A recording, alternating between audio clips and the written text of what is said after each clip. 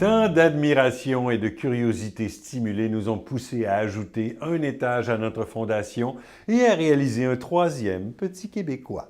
Une chaleur humaine particulière, généreux et festif, amical surtout. De coups de batterie, en blagues longues, de gribouillis en œuvres d'art, la fibre artistique de ce géant doux ne se dément à aucune de ses actions ou de ses activités d'intérêt.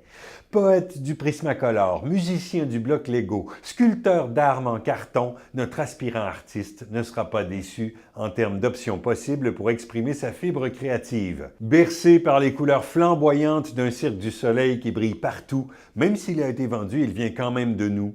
Inspiré par les Lepage, culturellement appropriés, et autres champagnes, emplis d'espoir par les Céline et Garou, soufflés de leur conscience du pays par les Vigneault, Desjardins, Pellerin, féminisés par nos Bolduc, Sullivan, Marcel Ferron, Marie Chouinard, sculptés ou peints par nos Refus Global et autres Vaillancourt, mis en boîte par nos Arcan, Villeneuve, mis en scène par nos Tremblay, Bouchard, Pintal, catapultés au creux des rêves emplumés de Courtemanche, Lapointe, Miron, émus et amusés par les Thériault, Picard, Clément, ces puits d'influence ne se tariront jamais. Une sensibilité qui pose un regard personnel sur la vie, qui la reflète dans ses objets remodelés et installe l'interrogation au cœur des rubis délicats pour faire progresser le monde, au même titre que la recherche scientifique. L'art et la science devraient peut-être bénéficier d'un même ministère, celui de l'éducation et de la gloire de l'inventivité, ce dont notre peuple n'est pas avare. L'art est une question d'être et non un esclave de l'avoir. Si l'art est règle de marché, l'argent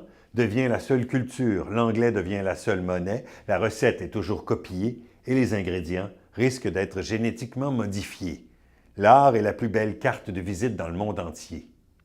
Soutien plus généreux à la culture, aux médias, équité dans la perception des taxes qui viennent de produits culturels étrangers, mise de l'avant de contenu québécois, mémoire numérique du spectacle vivant, soutien au travail des artistes. Et si le parti ne prenait pas les artistes pour acquis, et s'il s'occupait vraiment d'eux, pour que leurs petites mains finissent par faire de grandes choses? Partagez, commentez, aimez. À bientôt.